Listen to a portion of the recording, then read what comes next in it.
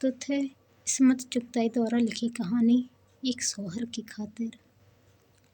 और ये सब कुछ बस जरा सी बात पर हुआ। मुसीबत आती है तो कहकर नहीं आती। पता नहीं वो कौन सी घड़ी थी कि रेल में कदम रखा। अच्छी भली जिंदगी मुसीबत हो गई। बात ये हुई कि अगले नवंबर में जोधपुर से बम्बई आ रही थी। सबने कहा, देखो पछताओगी मत जाओ, मगर जब च्यूंटी के पर निकलते हैं तो मौत ही आती है। सफ़र लंबा और रेल ज़्यादा हिलने वाली, नींद दूर और रात के झपाके, ऊपर से तन्हाई। सारा का सारा डिब्बा खाली पड़ा था, जैसे कब्रिस्तान में लंबी लंबी कब्रें हों। दिल घबराने लगा। अखबार पढ़ते पढ़ते तंग आ गई।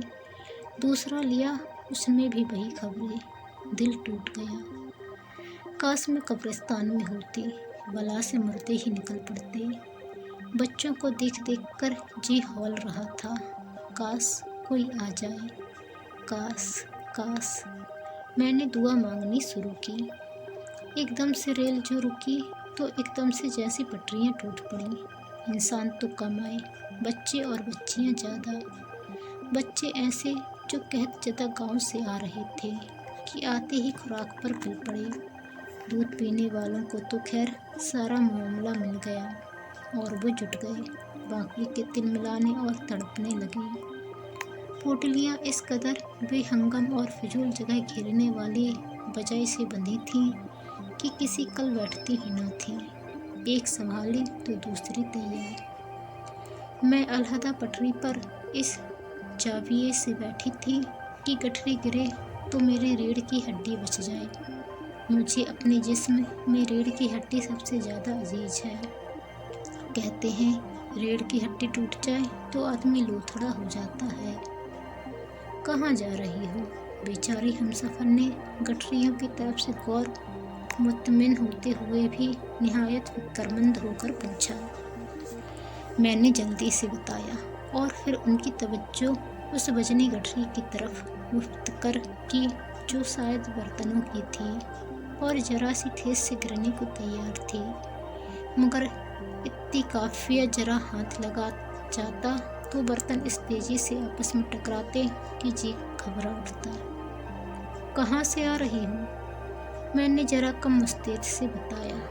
मैके जा रही हूँ। जब तक शादी ना हुई हो तब तक जगत में ही है और कहीं भी नहीं। यानी मैके और ससुराल का सवाल ही नहीं। लिहाजा मैं चकराती।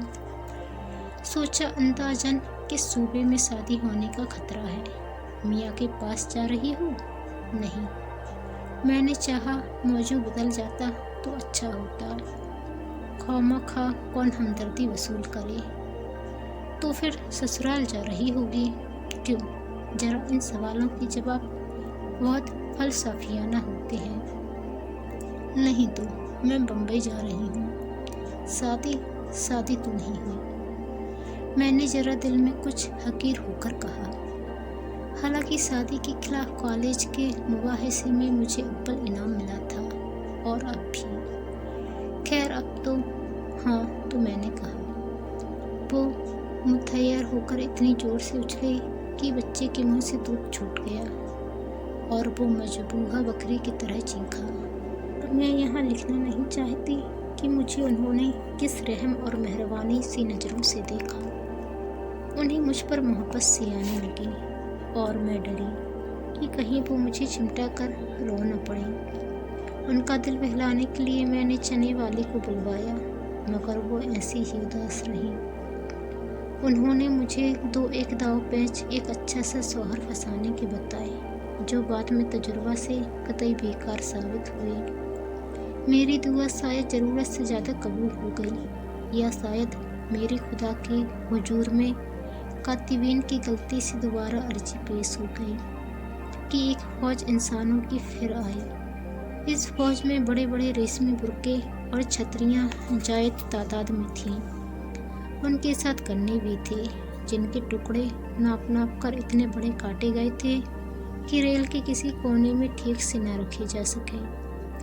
उनके बिस्तर और संदूक भी कुछ ऐसे थे जो किसी पटरी के ऊपर या नीचे किसी अंदाज से भी ना हो। इन बीवियों ने आते ही रेल में हलचल मचा दी। संदूक और बुलंदी घसीट कर तबाह कर दिए। पहली वाली मुसाफिरों की जितनी पोटलियाँ जो शायद ताक में थीं, बच्चों और औरतों पर गिरी और वो सब एक दूसरे पर गिरे। कहाँ जा रही हो? वो भी कुछ परेशान थी। बताया। कहाँ से आ रही हो? बोली। हालांकि अभी ठीक से जमी भी न थी, बुर्का फांसी लगा रहा था, मगर बताया। मैके जा रही हो या ससुराल? काश मुझे मालूम होता, मगर चूकने का मौका न था। ससुराल ऐसे कहा कि वो हमसफर जो पहले जरह कर चुकी थी ना सुन पाए। क्या करते हैं मियाँ? अब मैंने सोचा कुछ तो करते ही होंगे, बेकार तो काहे को फिरते होंगे। मगर काश वो मुझे भी ये बता देते तो अच्छा ही था।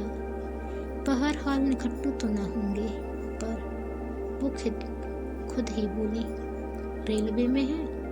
हाँ हाँ। मैंने पुरसौक लहजे में उन्हें यकीन दिलाया। ये ठीक रहा। मैंने सोचा रेलवे का आदमी खूब रहेगा, मज़े से मुफ्त के टिकट तो मिलेंगे। हिंदुस्तान भर में घूम लूँ, और मुझे तो वर्दी भी इन कम वक्तों की पसंद है। खुसूसूनन वो टोपी और स्लेटी लाल हरी झंडी। अच्छा तो हुआ जो ये बेचारी मिल गई, वरना अपने को तो कभी गार्ड बाबू वगैरह का ख्याल भी न आया। ए हाँ, सच तो है। कौन काम पे है वो रेल में? किसी ठीक ही काम पर होंगे, और क्या। मुझे ख्याल ही ना आया कि गार्ड बाबू की बीवी बनना आसान है, मगर ये तफसील तो जरा भारी खुराक है। फिर भी क्या काम करते हैं रेल में, तो 1000 से जायद काम है। ए सीटी कुली। मैं ऐसी बोलाई कि कुछ बनना पड़ा। सामने एक कुली, बड़ा सा बंडल, एक बिस्तरा, आधी दर्जन सुराहियों की सीढ़ी और 2 लोटे लिए चला आ रहा था, और ऐसे बन रहा था जैसे बहुत भारी है। कुली? तुम्हारा मियाँ कुली है? हैरत का दौरा उन पर भी पड़ा। मैं चाहती थी जरा हम आहिस्ता आहिस्ता गुफ्तगू करें, वरना कहीं पहले हम सफ़र न सुन ले।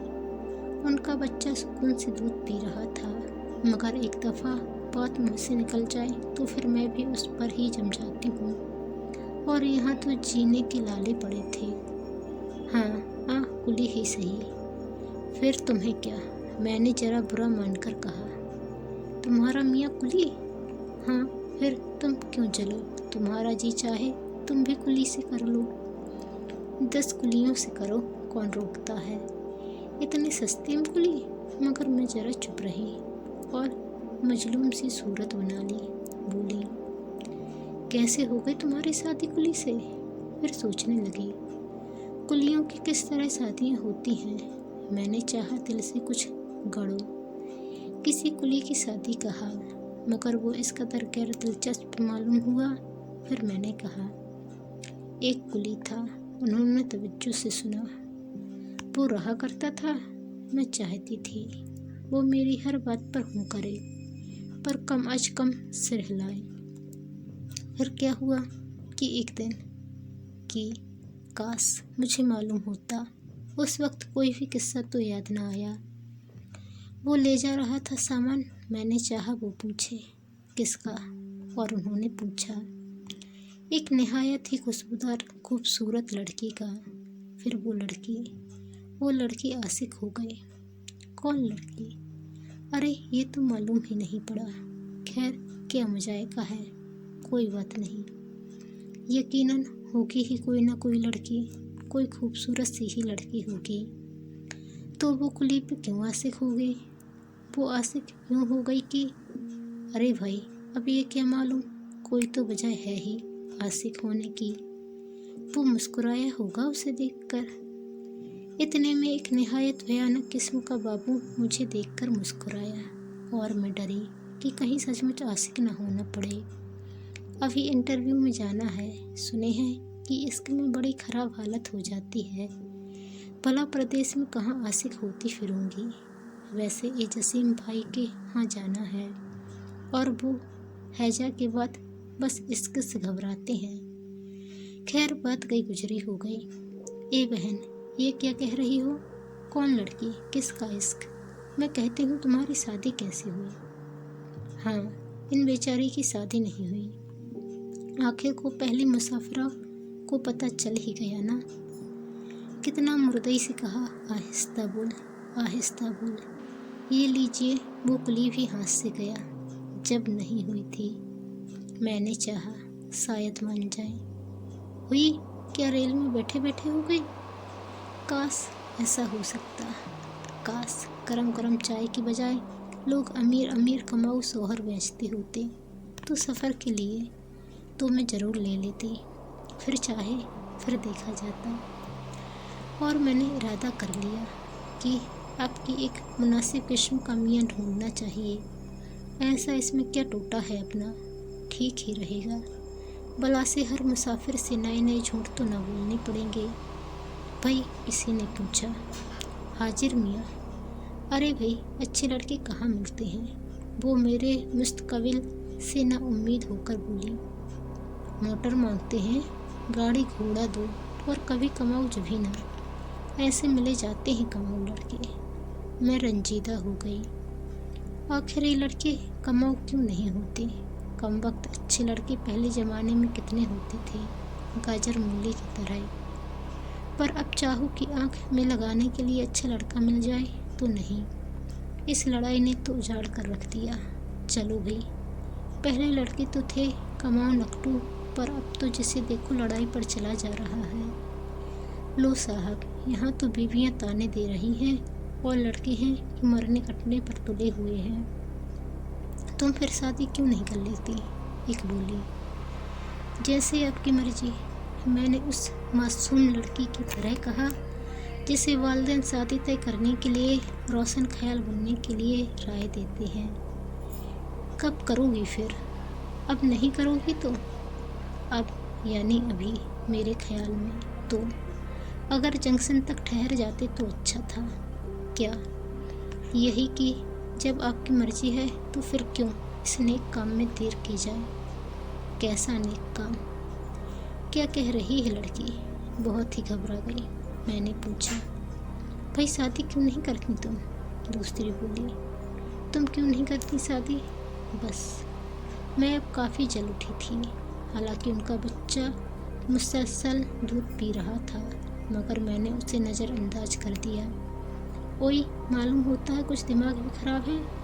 वो बच्चा को और वाज़ह तौर पर लाई ताकि ये ना मालूम हो कि वो सिर्फ गोद में सो रहा है। तो अच्छा, तुम्हारी शादी हो गई। कब की तुमने शादी? मैं बेतकल्लुफ़ी से पूछा। हमारे माँ बाप ने की हमारी शादी, हम भला खुद ही क्यों करते? तो आप शादी के खिलाफ हैं? ठीक है, बिल्कुल ठीक। मेरे भी माँ बाप ने शादी की, जाहिल इंसान। इसके बाद कुछ मुकद्दर सी हो गई और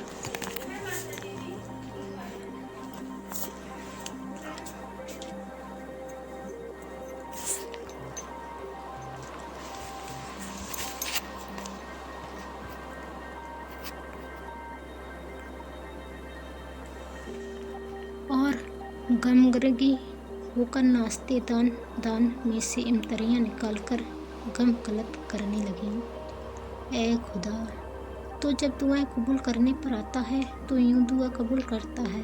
तेरे बंदों को किसी कल चैन नहीं। ये तेरी नाचीज बंदी तन्हा थी। उसने दूसरा हट चाही तो तूने यूं की।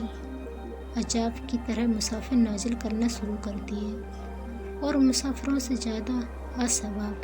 वैसे भाई, हमें क्या हक है कि वे बात मेरी मसल्लत में दखील हों? मगर परवरदिगार इतना तो सोचा होता कि इंसानों में जितनी दूने बर्दाश्त की है उतना ही बोझ लाद कहते हैं हम तो बस। और मैं दिल में डरी कि अगर दुआओं की कबूल होने का यही ढंग रहा तो कहीं वो सोहर के लिए जो अभी अभी दुआ मांगी थी उसका भी कुछ ऐसा ही किस्सा न हो जाए और ले चला चल एक पेचल, मेरा तो दम टूट जाएगा। मैं एक ही कमीज में बटन लगा दूं और चाय बना दूं तो बहुत जानूं, मुझसे भला इतने काहे को झेले जाएंगे। सुस्त मिट्टी वैसे ही हूँ। अब इतने मियाँ को कौन बैठ के भुगतेगा। कहते हैं कि डाक खाने में अगर भूले से कोई गलत खत पड़ा जाए तो थोड़ी सी रिश्वत लेकर वापस ले सकते हैं। काश दुआओं के मामले में भी कुछ ऐसा ही इंतजाम होता, मगर दुआ एक दफ़ा मांगी जा चुकी थी और पे दर पे कबूल हो रही थी। नई हमसफ़र बहुत ही खलील मालूम होती थी और ज़रूरत से ज़्यादा रकीब उल कल्ब, कुछ साजक सी शायराना बीमारी, कुछ आहिस्ता बोलने की आदि। मुझे उन पर वे बात प्यार आने लगा। हैदराबाद जा रही हैं आप? उन्होंने बड़े वसूख से पूछा। मैं डरी कि इनकार करूँगी तो खफा हो जाएंगे, लिहाजा बड़ी आजीजी से इनकार किया और बताया कि बम्बई जा रही हूँ, अहमदाबाद से आई होंगी। किस होशियारी से वो पुरानी बोतलों में नई दवा भर भर कर सर सहला सहला कर पिला रही थी, मगर उनका चेहरा इस कदर रोया हुआ था कि दिल दुखाने की हिम्मत न पड़ी। मैंने बताया, पढ़ती है वहाँ? जी नहीं, इंटरव्यू के लिए जा रही हूँ। मेरे एक चचा की साले की खाला भी मुंबई में रहती हैं, उनसे मिलिएगा। वो वायदा कर लिया। भला मैं कहाँ उनके चचा की साले की खालाओं को ढूंढती फिरूंगी। वहाँ आपके वालिद वालिदा हैं? नहीं, मेरे बोलने ही ना दिया, खुद बोली। अच्छा, आपके शौहर होंगे। खन्ना, वो देखिए, घुमा फिरा कर वहीं एक टांग मुर्गे की। शौहर शौहर, हिंदुस्तान के शौहर इस कदर मरखने, नाके काट ले, तलाक़ें दे दे, बड़ी मुश्किल से मिले और मिले तो निखट्टू, रंडीबाजी करें, जुआ खेलें, मगर बीवियां हैं कि वारी जा रही हैं, जिसे देखिए अपने या पराए शौहर का रोना रो रही हैं। कुंवारियां हैं तो शौहर के गीत गा रही हैं, ब्याहियां हैं तो प्रीतम पर फिदा, और ये प्रीतम कुत्ते खून थुकवाए दे रहे हैं। इन मजालिम मासूकाना पर तो ये हाल है। अगर जड़ा लाड़ कर लेते तो न जाने क्या होता। मैंने सोचा, मियाँ के जुल्म में भी कुछ मसलहत है। कहाँ रहती हैं आप? बम्बई में? कितने बच्चे हैं आपके? मैं तो सोच में पड़ी थी और फिर वो मियाँ की बात बच्चों की तादाद पर उतर आई। 8, मैंने प्लेटफॉर्म पर तख्ते गिनते हुए कहा। ये रेलों के साथ मुसाफिरों से ज़्यादा कुत्ते कहाँ से आते हैं? 8? हाँ, क्यों, आप क्यों बुरा मानती हैं? यकीन न आए तो उतर कर गिन लीजिए। अब मैं रास्ते में कैसे उतरूं? हाँ, इंशाअल्लाह कभी अगर आना हुआ मेरे चचा की साले की खाला के यहाँ तो खैर, मगर बहन मालूम नहीं होता मुझसे मालूम ही क्या होता है। मैंने फलसफियों के से अंदाज में कहा। जब दुनिया से मुझे नफ़रत होने लगती है और हर चीज़ नीम मुर्दा और उदास लगने लगती है तो मेरे दिमाग में फ़लसफ़ा भरने लगता है। शादी को कितने बरस हुए? उन्होंने कुछ देर बाद पूछा। 4 बरस 3 महीने। और 8 बच्चे? ए बहन, मैं समझी थी चलो होंगे, मगर वो बहुत गमज़दा सी हो गई। मुझे रहम आ गया, मगर मैंने ताही तक कर लिया कि कुछ हो जाए, अब और नहीं दबूंगी, वरना बच्चों के बाद ये नवासे और पोते पर भी मेरे ही सर मड़ देंगे। और वो बीवियां जो मेरे हाल आजार से वाकिफ़ हैं, मैं ऊँघ ना चुकी, फिर ख्वाब अख्वाब की लय दे पड़ेगी। 8 बच्चों से वैसे ही रूह कब्ज हुई जा रही थी। हाँ कहती तो हूँ 8, माशाअल्लाह सब जिंदा हैं, मगर बहन ये हुए कैसे होते हैं? जैसे दुनिया जहान में होते हैं वैसे ही हुए होंगे। मेरा मतलब है 4 साल में। हाँ, मैं समझी। अच्छा, ये मालूम करना चाहती हैं आप तो ये हुआ कि कभी 2 कभी 3 और हैं वो लर्जी और मुझे बुरा लगा। आखिर ये कौन होती है बुरा मानने वाली? ये मेरा जाती मामला है। आखिर इन्हें क्या चाहे, कोई एक बच्चा दे चाहे 10। वही हुआ जिसका मुझे डर था। पिछली मुलाकातें जाग उठीं। सुना बहन, इनके 2-2 3-3 साथ हुए बच्चे। उन्होंने शिकायत की और वो घबराकर अपने बच्चे गिनने लगी, क्योंकि सिवाय बच्चों के उन्होंने कुछ नहीं सुना। क्या किस्सा है? दूसरी बोली। जब मामला खूब समझा दिया गया तो तीनों बिगड़ खड़ी हुई।